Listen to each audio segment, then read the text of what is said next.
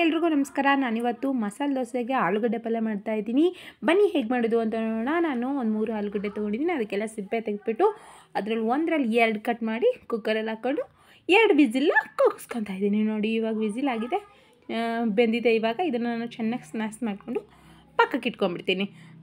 ಆಮೇಲೆ ಇನ್ನೊಂದು ಬಾಣಲಿಯಲ್ಲಿ ಒಂದು ಬಾಣಲಿಯಲ್ಲಿ ಎಣ್ಣೆ ಕಾಯಕ್ಕಿಟ್ಬಿಟ್ಟು ಅದಕ್ಕೆ ಸಾಸಿವೆ ಜೀರಿಗೆ ಹಾಕಿ ಕಾಯಿಸ್ಬಿಟ್ಟು ಒಂದು 3ರಿಂದ 4 ಈರುಳ್ಳಿ ಉದ್ದಕ್ಕೆ ಹೆಚ್ಕೊಂಡು ಹಾಕ್ಕೊಳ್ತಾ ಇದ್ದೀನಿ. ಅದೊಂದು ಸ್ವಲ್ಪ ಫ್ರೈ ಆದಮೇಲೆ ಒಂದು 4ರಿಂದ 5 ಹಸಿಮೆಣಸಿನ್ಕಾಯಿ, ಕರಿಬೇವು ಇದನ್ನು ಹಾಕ್ಕೊಂಡು ಫ್ರೈ ಮಾಡ್ಕೊಳ್ಳಿ. ಆಮೇಲೆ ಒಂದು ಸ್ವಲ್ಪ ಬಟಾಣಿ ಇದನ್ನು ಹಾಕ್ಕೊಂಡು ಒಂದು ಸ್ವಲ್ಪ ಚೆನ್ನಾಗಿ ಕೈ ಆಡಿಸ್ಕೊಂಡು ಫ್ರೈ ಮಾಡ್ಕೊಂಬಿಡಿ. ಆಮೇಲೆ ನೋಡಿ ರುಚಿಗೆ ತಕ್ಕಷ್ಟು ಉಪ್ಪು ಹಾಕ್ಕೊತಾ ಇದ್ದೀನಿ. ಆಮೇಲೆ ಇದನ್ನು ಒಂದು ಸ್ವಲ್ಪ ಅರಿಶಿನ ಪೌಡ್ರ್ ಹಾಕ್ಕೊತಾ ಇದ್ದೀನಿ. ಇದನ್ನು ಎಲ್ಲ ಹಾಕ್ಕೊಂಡು ಚೆನ್ನಾಗಿ ಕಲಿಸ್ಕೊಂಡು ಒಂದು ಸ್ವಲ್ಪ ಫ್ರೈ ಮಾಡ್ಕೊಂಬಿಡಿ. ನೋಡಿ ಇವಾಗ ಇದು ಆಗಿದೆ. ಇದಕ್ಕೆ ಬೆಂದಿರೋ ಅಂಥ ಆಲೂಗಡ್ಡೆನ ಹಾಕ್ಕೊಂಡು ಸ್ವಲ್ಪ ಕೈ ಆಡಿಸ್ಕೊಂಬಿಡಿ. ನೋಡಿ ಇವಾಗ ಇದು ರೆಡಿಯಾಗಿದೆ. Thank you for watching. Subscribe ಮಾಡಿ. Thank you for watching.